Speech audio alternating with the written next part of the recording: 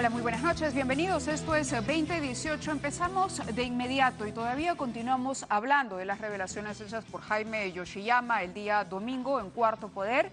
Él, en una entrevista concedida en exclusiva a Anushka Buenaluque, reveló finalmente el nombre de este misterioso aportante que habría donado una cantidad fuerte de dinero a la campaña de Fuerza 2011.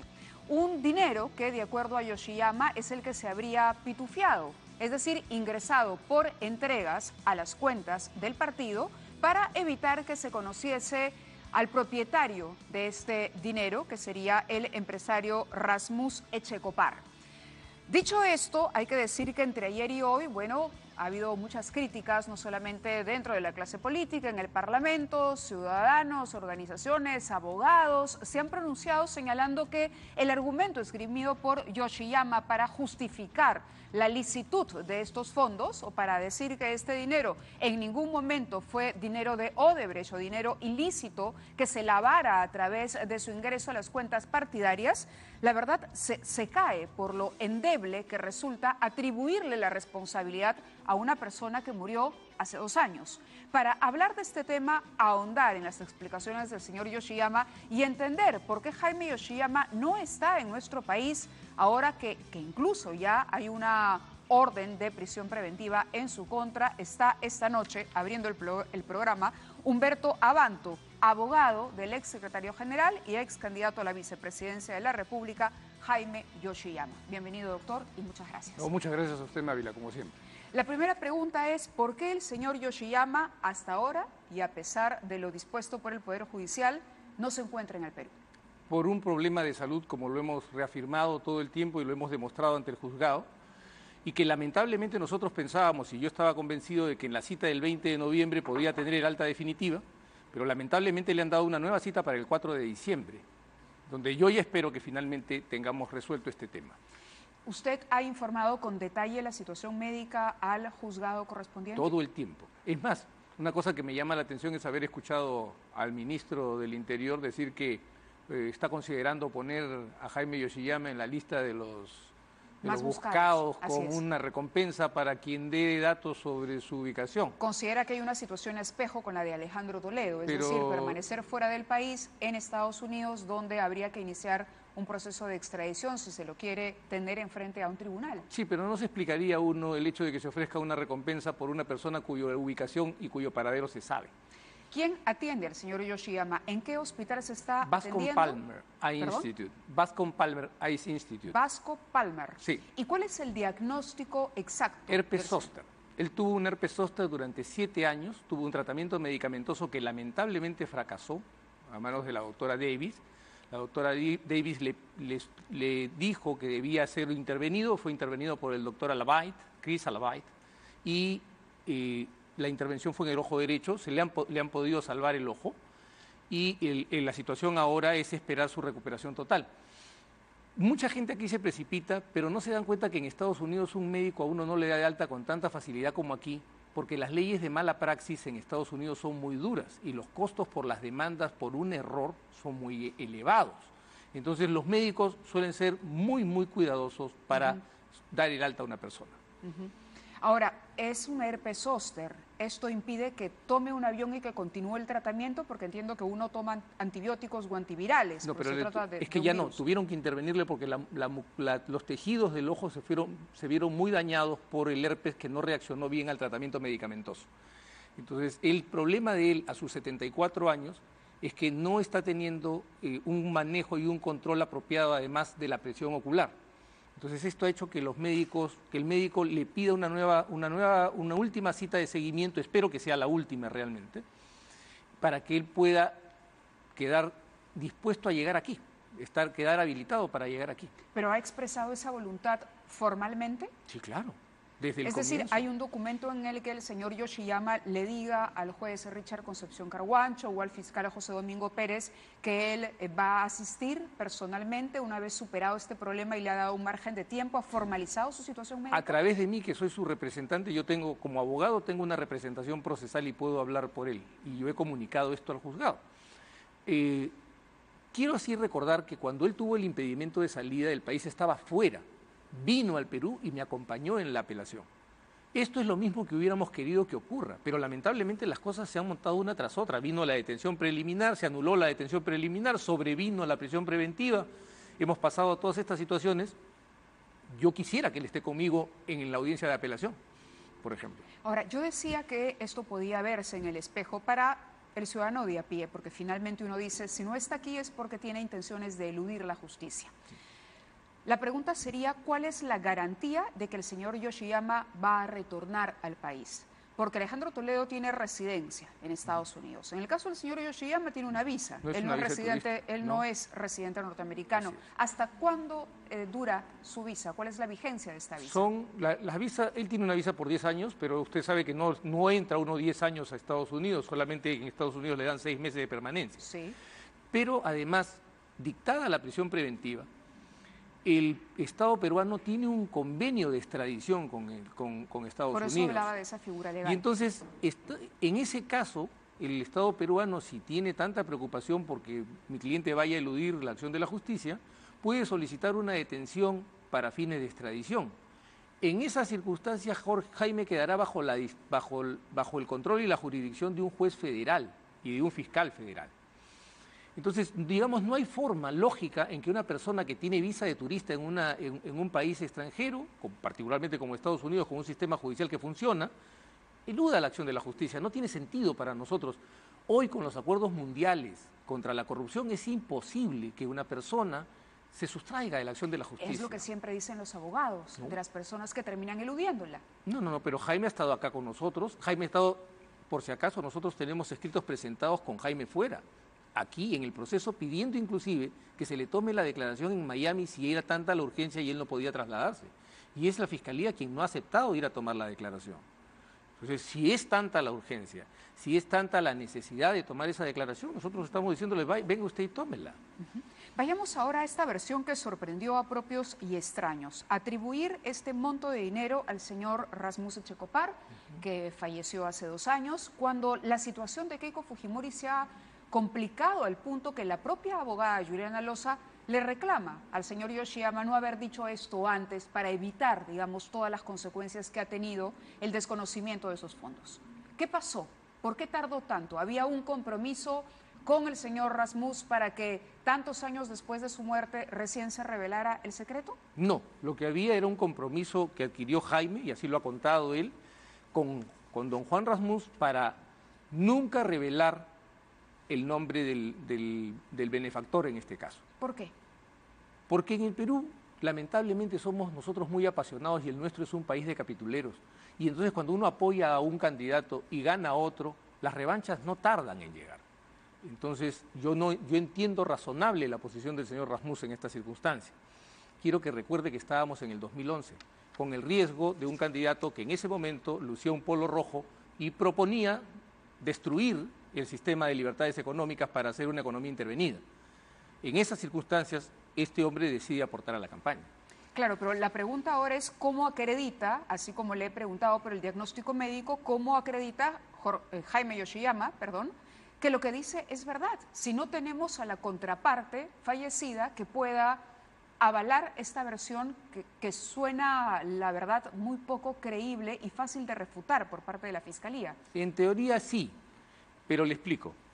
Cuando a mí me dicen, y leo a gente que yo supongo inteligente, decir que es muy conveniente para Jaime Yoshiyama y para su defensa atribuir, como dicen, este aporte al señor Rasmus porque está muerto, tengo la impresión de que nadie está pensando con seriedad y con objetividad. Si no se pudiera reconstruir lo que las personas hicieron en vida, una vez ya muertas, no existirían libros de historia, Mávila. Y no podría, y el dinero siempre deja un trazo. Y las relaciones entre las personas también dejan trazos.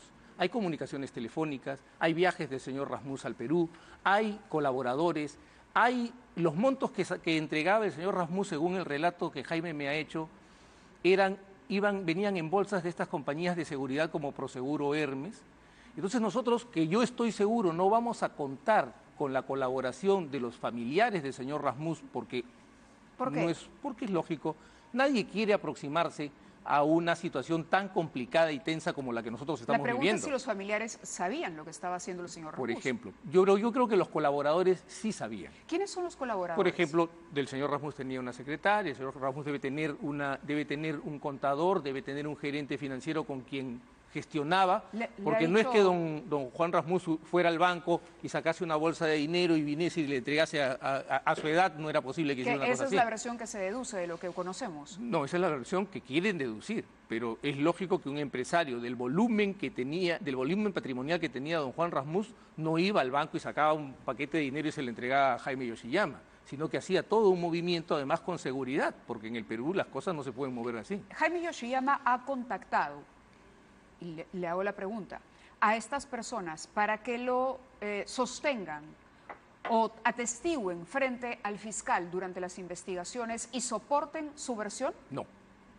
Entonces, ¿cómo se espera que esto ocurra? Por eso es que yo, por ejemplo, ya gestioné y obtuve el movimiento migratorio de don Juan Rasmus y puedo darle fe que él tenía una frecuencia bastante elevada de venida y particularmente en el año 2011. Bueno, pero Barata también venía seguido al Perú, trabajaba aquí. No, Barata vivía acá. Por eso, también podríamos creerle entonces que por pero su permanencia... Pero hay una diferencia, como le dije... Un movimiento migratorio a lo que voy es a que no es prueba de que se aporte a una campaña, ¿no? No, es que quiero que me escuche. Es que las cosas se van sumando.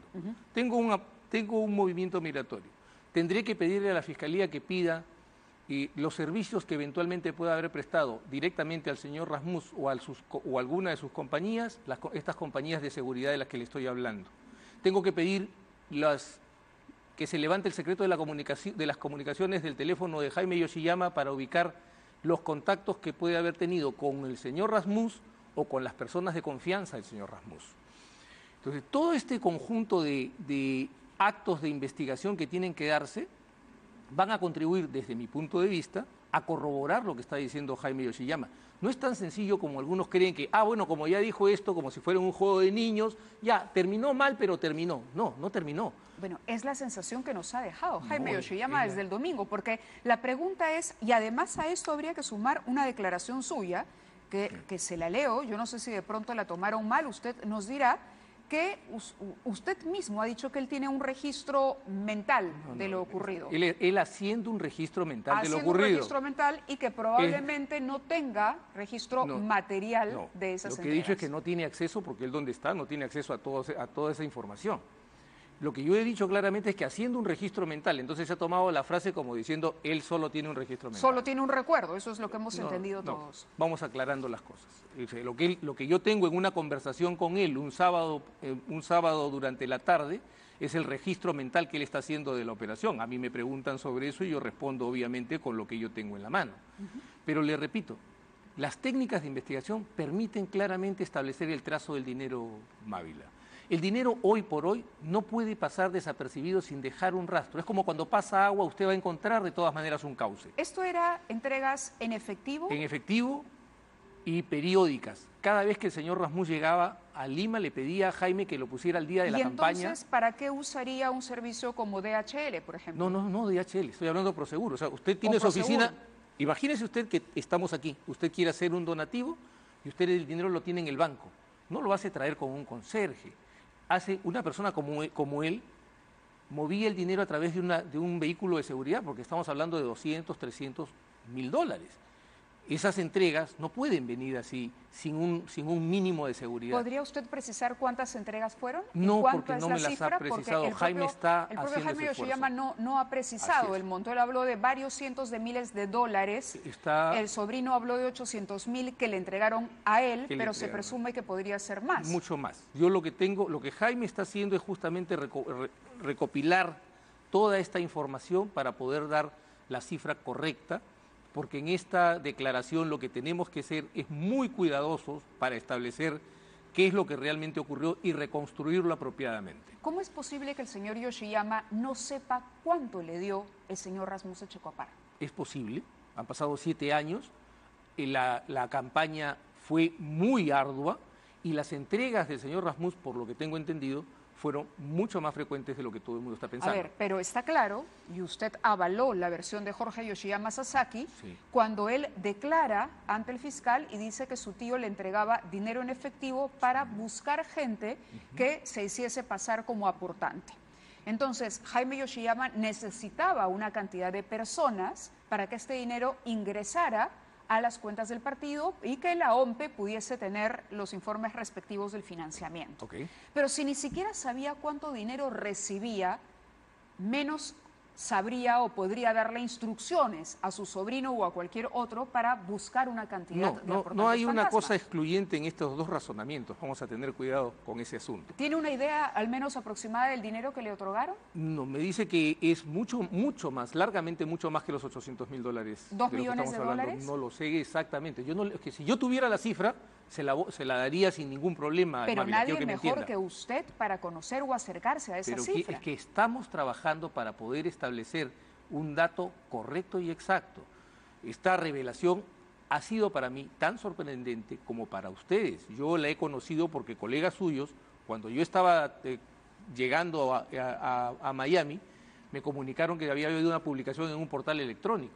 Y fue el primer tema de conversación que yo tuve con Jaime. ¿La entrevista que le concedió Nusco Buenaluque? No, la entrevista fue al día siguiente, fue el día domingo. Yo he estado el día sábado. ¿Cuál fue la información que le sorprendió? El sábado por la tarde. El sábado cuando yo he llegado a Miami, Sí. en algún momento del día, cuando sábado. yo tenía, este último sábado, Sí. cuando yo tenía que verme con Jaime, me llega una comunicación de varios medios diciéndome, ¿qué hay de esto, doctor? ¿No? Entonces, yo, ¿qué hay? ¿De lo que Tendría había contar. declarado su patrocinador? Hubo un trascendido en un portal electrónico anterior a la declaración a la publicación de la entrevista con Anuska Buenaluque el domingo. ¿Qué sería Rasmus? ¿Qué Escopar? sería ¿Qué Rasmus sería? Escopar? O sea, ya Sí. se había filtrado la información. Se había filtrado Y esa si el información. secreto era tan secreto, valga la redundancia, ¿cómo así se podría haber filtrado el nombre Es del una empresario? buena pregunta. Para mí, hasta el momento irresoluble. Pero porque yo estaba en tránsito, cuando llegué a Miami recibí estas comunicaciones, les repito. ¿Y se lo comentó a su cliente? El primer tema de conversación fue ese. ¿Qué es esto? ¿Y qué le respondió? Sí, me dijo, él es. Pero ¿y qué le dijo sobre la Entonces filtración? Él mismo comenzamos a- tendría que saber. Si el único que guardaba el secreto era el propio Jaime Yoshiyama, porque Rasmus ya no cuenta, entonces ¿cómo se filtra un dato de esta naturaleza? Es la parte que para mí resulta bastante Para intrigante. usted lo puedo entender incluso, pero para Jaime Yoshiyama, ¿qué respuesta le dio él a usted cuando hablaron de que la información Se ya estaba sorprendió mucho. circulando? No entrábamos más en ese tema. Lo que me preocupaba en realidad era qué había y cómo es que vamos a tener que trabajar con este tema. Comprenderá que el asunto periodístico para mí era anecdótico y bastante colateral. El punto central era para mí la situación inquietante que se abría para el trabajo procesal que yo tengo que hacer en el curso de la investigación. Está el reclamo de la abogada Juliana Loza, porque el señor Yoshiyama, a ver, si uno juzgara a las personas por lo que dicen y por la veracidad de sus declaraciones, estaría jalado. Jaime Yoshiyama se ha contradicho muchas veces respecto al manejo de los fondos. Y aquí tenemos preparados algunos pictures con declaraciones que ya son conocidas porque todas las fuentes son públicas. Por ejemplo, Fuerza 2011, las distintas versiones sobre los aportes. Este es un resumen que aparece. En marzo del 2018, el propio Yoshiyama Tanaka, ex secretario general de Fuerza Popular, dice que él no maneja los ingresos ni egresos del partido 2011 precisamente por el cargo que ocupaba. Es decir, no está permitido que el secretario general, menos el candidato que acompaña a la señora Keiko Fujimori en la plancha presidencial, conozca o tenga un manejo directo de los fondos. Sin embargo, eso sí ha ocurrido. Primera mentira. ¿Fue una mentira o no? Yo creo que ahí hay un tema que aclarar. La pregunta estuvo dirigida a si él era el que manejaba los recursos del partido y no era él quien manejaba los recursos del partido. Hay una cosa muy diferente entre haber recibido un aporte y ser quien maneja, y eso podrían explicárselo aquí los gerentes del canal. Quien maneja los recursos es el gerente financiero, por más que quien capta los recursos es el gerente de ventas. No, Son dos cosas sofismos, diferentes. señor No es un Adán. sofisma, Sí. Ávila, sí, se lo Sí, digo. Manejo de dinero, es que no quiero que me entienda, la pregunta es manejo del dinero. Tener más de $800.000, más de $1 millón, buscar aportantes que se hagan pasar, digamos, gente que se preste para utilizar su identidad en un informe que se va a presentar a la OMPE, es no tener manejo ni conocimiento de las finanzas del partido. No es así. El manejo de los recursos estaba, como estuvo hasta el final, en manos de la tesorería. él sí llevó adelante todo este esquema de simulación, recibió el aporte y llevó adelante todo este esquema de simulación. Y eso no es manejar dinero, mucho dinero. ¿Cuánto costó la campaña de Fuerza recursos. Popular?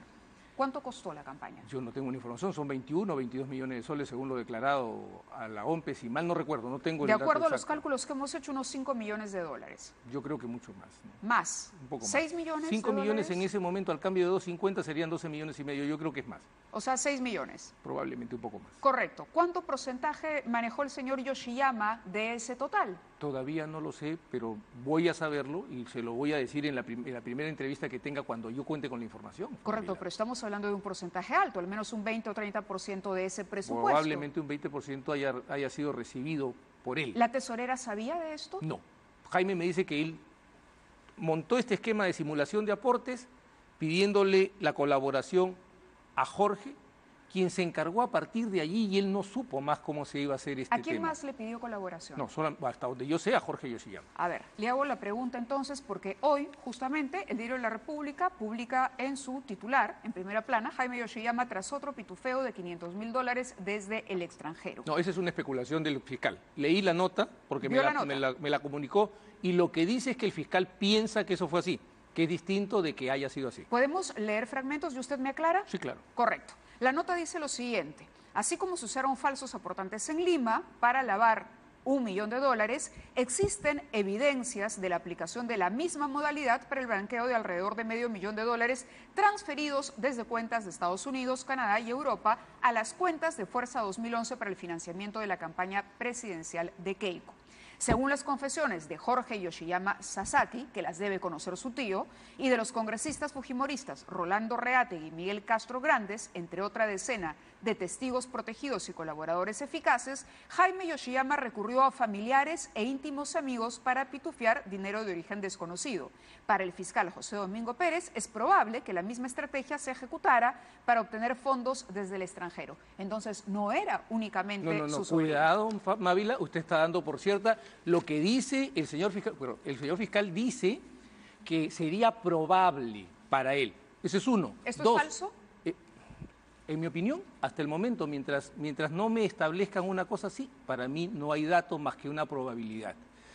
Segundo, mezclan las declaraciones de Jorge Yoshiyama, de Reategui, supuestamente, porque yo no sé que Reategui haya declarado, sé que hay un testigo protegido 3 que declaró.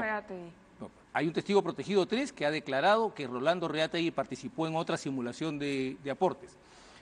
Mi cliente niega haberle dado absolutamente nada al señor Reategui y sí acepta haberle dado a su sobrino Jorge. Y dicen que el congresista Castro Grandes, quien sí ha declarado y se ha identificado, pues fue un momento presentado como un testigo protegido 8. Pero estos dichos no tienen nada que ver con Estados Unidos. Lo que está haciendo entonces el periodista es jugar con un dato real para montarlo junto a una especulación y presentarlo como si fuera una cosa seria. Y eso, a mí me va a disculpar, pero eso es manipulación informativa. Eso no es un reportaje serio.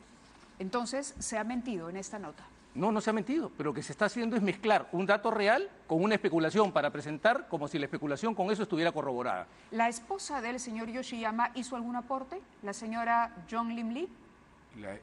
Es la esposa de Jorge Yoshiyama.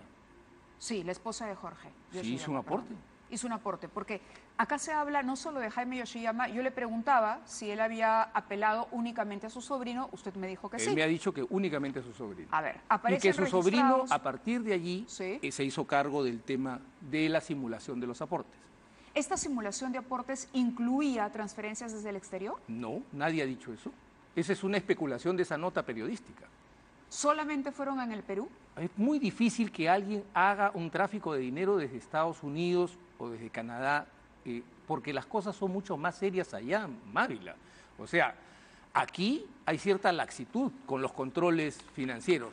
Allá, un proceso por una ley RICO, por ejemplo, es muy grave en Estados Unidos. Yo no me imagino a ninguna persona prestándose para una cosa así. Finalmente, el señor Yoshiyama ha dicho que Keiko Fujimori no tenía ningún conocimiento. Y me lo ha ratificado a mí. Se lo ha ratificado. ¿Por qué le ocultó la información a Keiko Fujimori? Porque no tenía que dársela, me dijo. Es muy ¿Y sencillo. por qué esperó que estuviera en esta situación presa Quiero subrayar lo mismo que he subrayado en toda ocasión sobre esto. ¿Qué le diría a Keiko Fujimori ahora en nombre de Jaime Yoshiyama? Él lo ha expresado su disculpa, porque como le dije en la conversación, y esto sí me autorizó a revelarlo, porque como usted sabe hay un secreto entre el cliente y el abogado. Yo lo sé, pero la denuncia viene desde el 2017 y la señora Keiko, a ver, si no sabía nada y esta es una jugada para librarla de toda responsabilidad, tendría que haber una cierta coherencia. Escúcheme un momento, por favor. Yo he tenido la autorización de Jaime, obtuve la autorización de Jaime para decir esto que voy a decir. Yo a Jaime le he dicho que lamentablemente una virtud llevada al exceso se transforma en un vicio y que esa virtud, que es honrar la palabra, ha sido sostenida a una costa de causar aflicción y dolor a varias personas injustificadamente. Jaime lo ha entendido así y ha expresado una disculpa pública en el reportaje, en la entrevista con Anuska Buenaluque, por lo que yo he podido oír de la grabación, porque yo estaba volando de regreso a Lima cuando se pasaba el reportaje. Entonces, en esa posición yo me mantengo, porque en verdad hay mucha gente que ha sufrido aquí injustificadamente, y yo espero cumplir mi tarea para además exonerar a esta gente totalmente del sufrimiento que ha padecido. Sin embargo, hay amigos de Keiko Fujimori que aparecen también en la lista.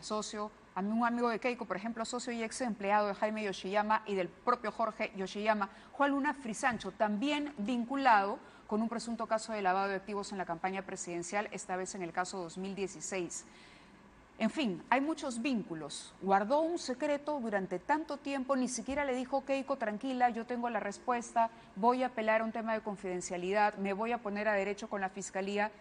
La verdad, usted sabe que está ante los ojos del país diciendo algo que prácticamente nadie le cree. No, usted es consciente de que la historia es poco creíble, por lo menos es consciente, y el señor Yoshiyama también. Quiero que me escuche. Yo soy consciente de que se levantarán muchas dudas. Yo no tengo ningún problema con que la gente dude, porque además yo mismo dudo siempre. Soy un hombre, como siempre he repetido, cartesiano. Me baso esencialmente en el principio de escepticismo y solo creo en lo que puedo probar. Y así, por lo tanto, tengo que tolerar y aceptar la duda de las demás personas, pero también les pido que abran la mente para el momento en que me toque a mí demostrar lo que estoy sosteniendo. Y cuando lo haga, la gente tenga la clara conciencia de que yo soy un hombre que hace lo que dice y dice lo que piensa. Correcto, doctor Abanto, le agradezco su presencia en 2018. Muchas gracias, nosotros María. Hacemos una pausa y vamos a regresar con Luis Villacorta, ex viceministro de Patrimonio e Industrias Culturales. Tiene mucho que explicar respecto a esta empresa de la que él fue directivo, que contrató, obtuvo una licitación con el Estado. Y bueno, este ha sido el escándalo que estalló el fin de semana y que obligó justamente a su salida del cargo. Con él regresamos.